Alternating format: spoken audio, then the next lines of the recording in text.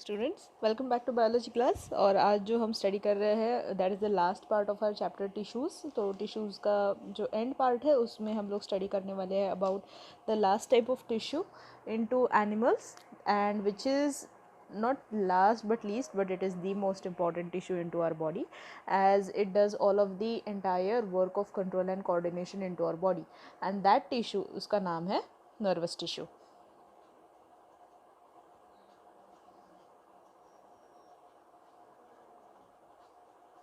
Okay, so nervous tissue के बारे में आज हम डिस्कशन करेंगे और कुछ एक्स्ट्रा पॉइंट्स जो कॉम्पिटिटिव एग्जाम्स के लिए इंपॉर्टेंट है उनके बारे में हम डिस्कशन करके we will conclude with this chapter. And then on Monday we will have a Zoom class जहाँ पे मैं डाउट डिस्कशंस करूँगी। तो आप अपना पूरा चैप्टर जो है वो एंड क्वेश्चन आंसर्स वो सब कुछ आपको रिवाइज करके रखना है, ताकि जो आपके सारे डाउट्स रहेंगे उनको मैं एक बार में एड्रेस कर लूँ। और फिर जो नेक्स्ट हमारा क्लास रहेगा ऑन वेडनेसडे, तब हम इसके ऊपर टेस्ट लेंगे on plant tissue and animal tissue. ठीक है, so I am informing you 1 week before itself, तो आपको इसके लिए प्रिपेयर्ड रहना है। तो इसीलिए आपके जो डाउट्स रहेंगे वो जल्दी से जल्दी क्लियर कर लो तो अच्छा रहेगा। Okay, so let's start with the nervous tissue. तो नर्वस टिश्यू जो है generally it contains of very densely या फिर very tightly packed cells, not tight बोल सकते बट डेंस। ओके, तो डेंसली पैक्ड सेल्स होते हैं इसमें। ठीक है, एंड एक जो इसका सिंगल यूनिट है, यूनिट और cell, single cell of this tissue is called as a neuron. ठीक है, या फिर इसको हम लोग नर्व सेल भी बोलते हैं। ठीक है, आज हम इसको स्ट्रक्चर भी पढ़ने वाले हैं कि वो कैसा होता है। ओके, और नर्वस टिश्यू जो है वो जनरली जो टिश्यू बनाता है अपने बॉडी में या फिर जो ऑर्गन्स बनाता है that is brain and spinal cord, and not just this but it also makes the nerves. ठीक है, तो जो बनाती है the peripheral nervous system.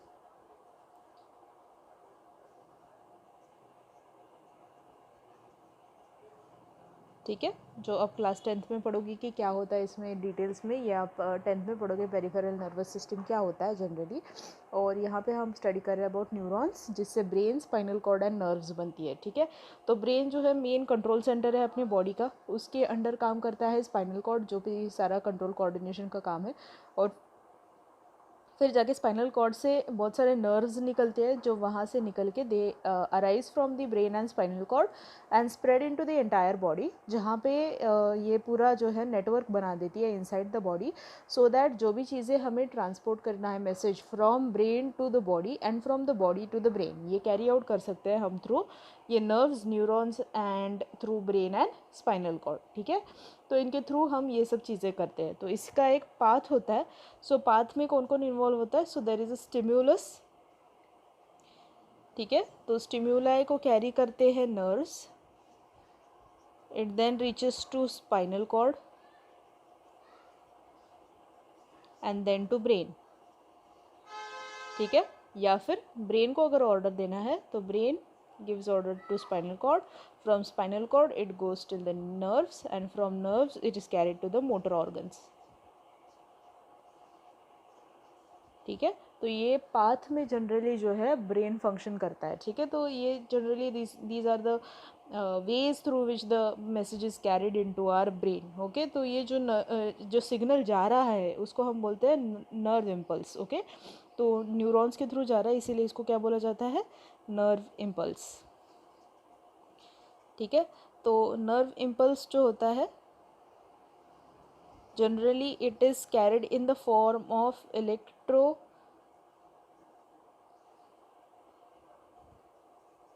Chemical format. ठीक है, तो ये इलेक्ट्रोकेमिकल फॉर्मेट क्या है ये हम थोड़ी देर में इसको डिस्कस कर लेंगे। ओके, तो ये नर्व इम्पल्स जो है इसको कैरी करते हैं from one neuron to another neuron. ठीक है, तो सबसे पहले आज हम देख लेते हैं कि न्यूरॉन का स्ट्रक्चर क्या है। ओके, या फिर न्यूरॉन कैसे होता है, उसमें क्या क्या चीज़ें प्रेजेंट है और वो कैसे फंक्शनिंग करता है उसके बारे में सबसे पहले डिस्कस करते हैं। So let's draw diagram of neuron. आप लोग भी अपने बुक में मेरे साथ में बना लो। सो न्यूरॉन जो है जनरली इसका सेल जो है it looks something like this. इसमें से बहुत सारे ऐसे उसके जो सेल मेम्ब्रेन है उसके थोड़े बहुत ऐसे एक्सटेंशंस दिखाई देती है, ठीक है, which go and make some structures like this.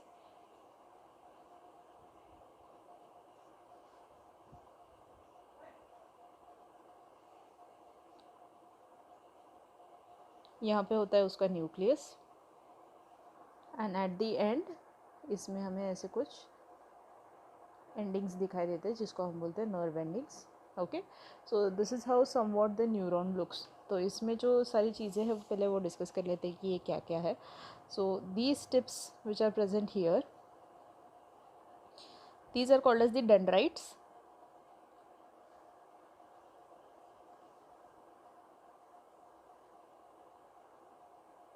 या फिर डेंड्राइटिक टिप्स भी बोलते हैं इसको। ओके, सो लेबलिंग कर लेते हैं इसका साइमल्टेनियसली।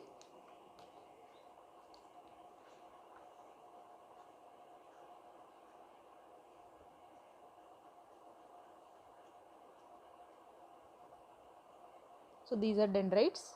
ये जो है वो उसका न्यूक्लियस है, ठीक है। ये जो है इसको बोलते हैं सेल बॉडी, या फिर इसको बोलते हैं साइटोन, ठीक है। ये जो पार्ट है थ्रेड जैसा लंबा इसको बोलते हैं axon, and this part which is present at the tip, this is called as the nerve endings,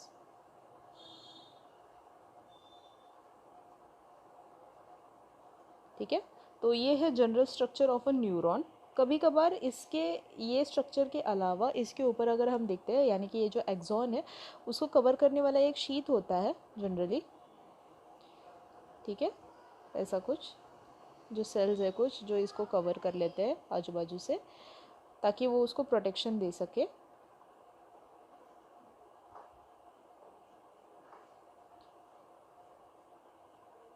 जिसको हम माइलिन शीट बोलते हैं जनरली।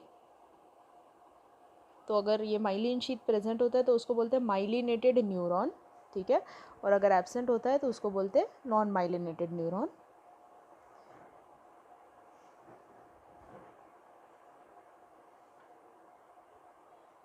ठीक है। तो इसको बोलते हैं माइलिन शीट,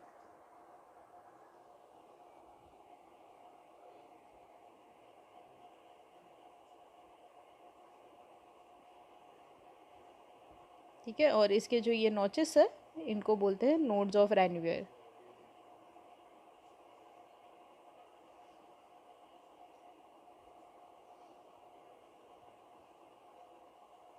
ठीक है।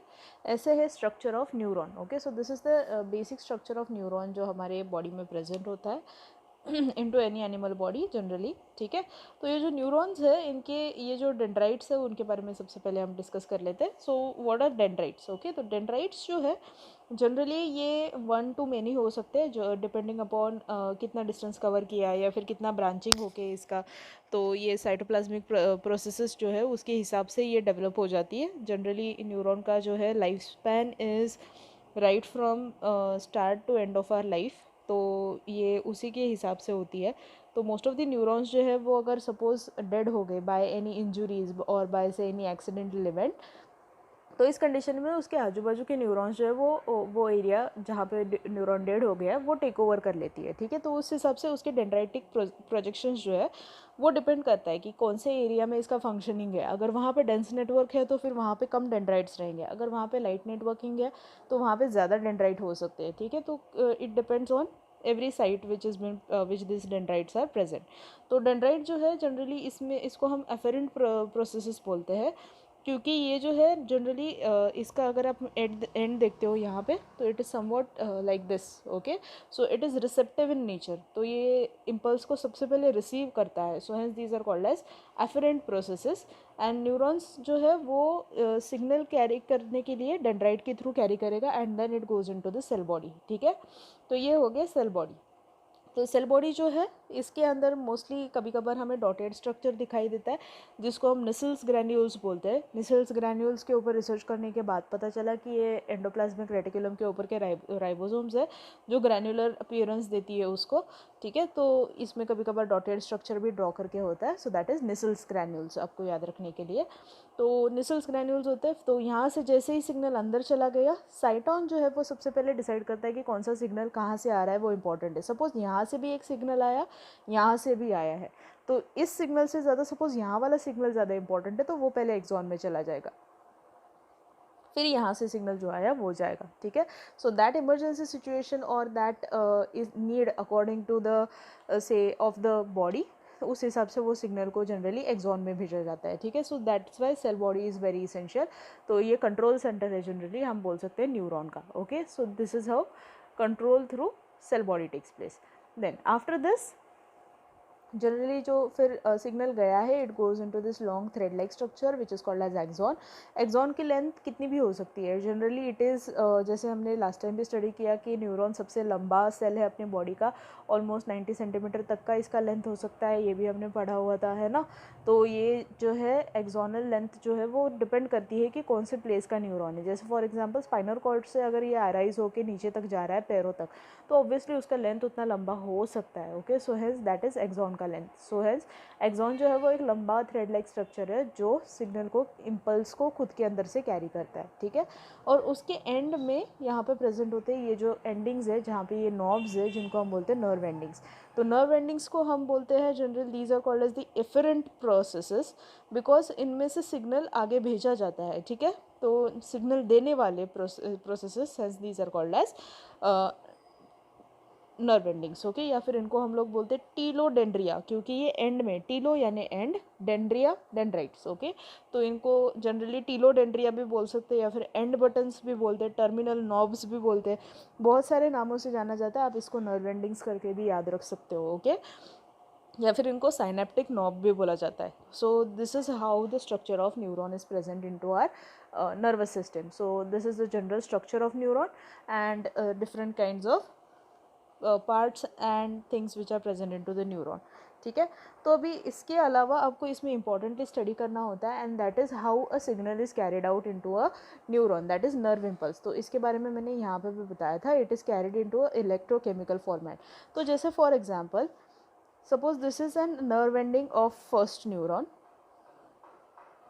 जो सिग्नल लेके आ रहा है, ठीक है। तो ये क्या करेगा, जनरली जो सिग्नल है हमेशा इम्पल्स जो है वो न्यूरॉन के अंदर इलेक्ट्रो फॉर्मेट में जाता है, ठीक है। और फिर जब उसको देना होता है कहीं और, यानी कि जब उसको देना होता है नेक्स्ट से न्यूरॉन में, then it will go in the form of chemical format, ठीक है। तो इसीलिए it is into electrochemical impulse, ठीक है। तो ये ऐसा कुछ दिखने में होता है सपोज। तो this is nerve ending of first neuron, ठीक है। ये उसका साइनेप्टिक नॉब हो गया, and this is dendrite of another neuron, ठीक है। So this is dendrite, okay. And ये जो कंजंक्शन है, यानी कि ये जो मैंने डायग्राम ड्रॉ किया है, ठीक है। तो ये जो कंजंक्शन है, ये वाला एरिया जहाँ पे एक डेंड्राइट से एक नर्व एंडिंग का से कांटेक्ट हो रहा है, that is called as synapsis,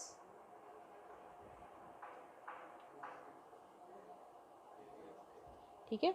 तो इसको साइनेप्स बोलते हैं। साइनेप्स जो है यहाँ पे वन न्यूरॉन का nerve ending meets the dendrite of another one. So this is how it looks somewhat, okay. और ये जो बीच वाला एरिया है जहाँ पे हमने इसका सिग्नलिंग करने के लिए, ये बीच वाला एरिया जो है, यहाँ पे आप देख सकते हो कि it is not say completely attached to each other, है ना। ये एक दूसरे से चिपक के नहीं है, यहाँ पे बीच में गैप है, okay. So this gap is filled with a chemical जिनको हम बोलते हैं न्यूरो ट्रांसमीटर्स,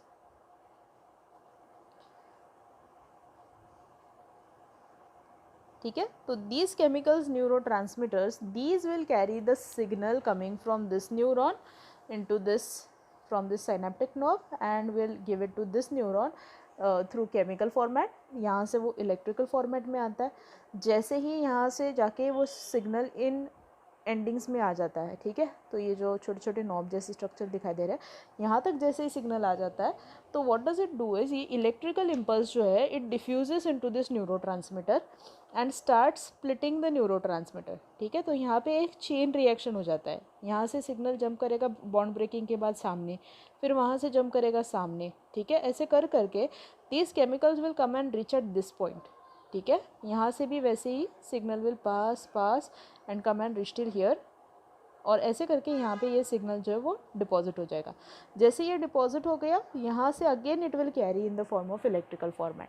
तो सिग्नल को कैरी करने के लिए यहाँ से जो है वो इलेक्ट्रिकल इम्पल्स आ रहा था, यहाँ पे वो कन्वर्ट हो गया इनटू केमिकल इम्पल्स, यहाँ से आगे वो वापस से जाएगा इनटू इलेक्ट्रिकल इम्पल्स, ठीक है। So this is called as electrochemical electro impulse, okay. So this is how the neuron it helps into carrying the impulses into our body.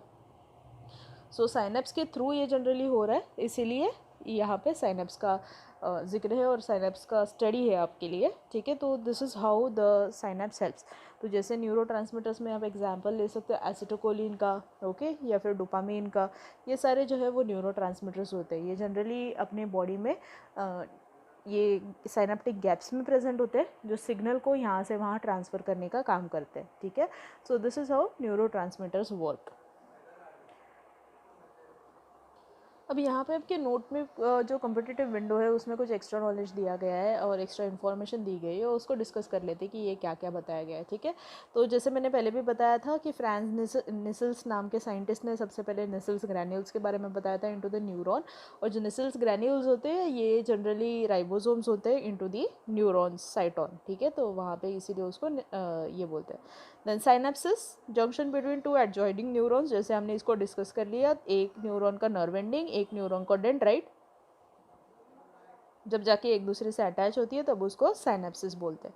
Then Nissl's granules जो होती है these generally disappear during fatigue और injury into neuron and they reappear after the rest. तो ये generally neurons में ये एक उसका कैरेक्टरिस्टिक फीचर है, ठीक है।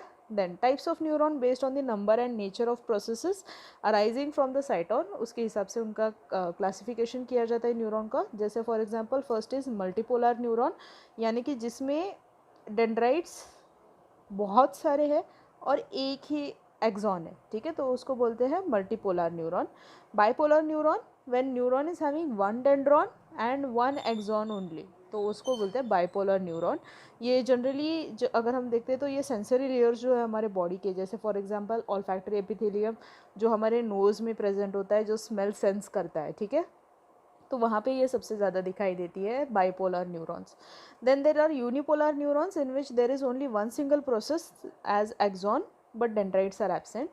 Then pseudo unipolar neuron where neuron has single fiber arising from cyton which bifurcates into one dendron and one axon, ठीक है। तो इसमें सूडो यूनिपोलर इसलिए बोला है क्योंकि इसमें से दोनों प्रोजेक्शंस आ रही है, बट फिर ये लगता है कि एक ही प्रोजेक्शन सबसे पहले निकला हुआ है, but then it bifurcates into two. Then is non polar और apolar neuron where neurons have many fibres but they are not distinguished into dendrites and axons. तो इनको हम generally these are use for receiving impulses toward cyton, and ये जो है impulse को carry करता है अवे फ्रॉम द साइटोन, ठीक है। तो इसीलिए ये हो गए नॉन पोलर या फिर apolar neuron. So these are the general से extra information about our neuron and nervous tissue, ठीक है। तो नर्वस टिश्यू जैसे हमने पहले भी डिस्कस किया, it forms brain, spinal cord and nerves. इनका study is into next years control and coordination. तो ये बेसिक स्ट्रक्चर आपको अभी से याद रखना है ताकि आपको जो है बाद में इसका हेल्प हो सके into studying the further chapters of class 10, okay. So this is about neuron and nervous tissue. आज के लिए बस छोटा सा वीडियो है क्योंकि अभी ये लास्ट पार्ट है चैप्टर का, ओके। सो जैसे मैंने पहले भी इंस्ट्रक्शंस में बताया, इसका एक्सरसाइज सॉल्व करने की कोशिश करो, जो उसके क्वेश्चंस है वो भी सॉल्व करने की कोशिश करो, और अगर उसमें कुछ डाउट है then you can message me, I will try and solve it as soon as possible. Also please try and make sure that you are going to attend zoom class on Monday, ताकि आप अपने test के लिए prepared हो जाओ, जो कि होने वाली है on next Wednesday on both plant tissue and animal tissue.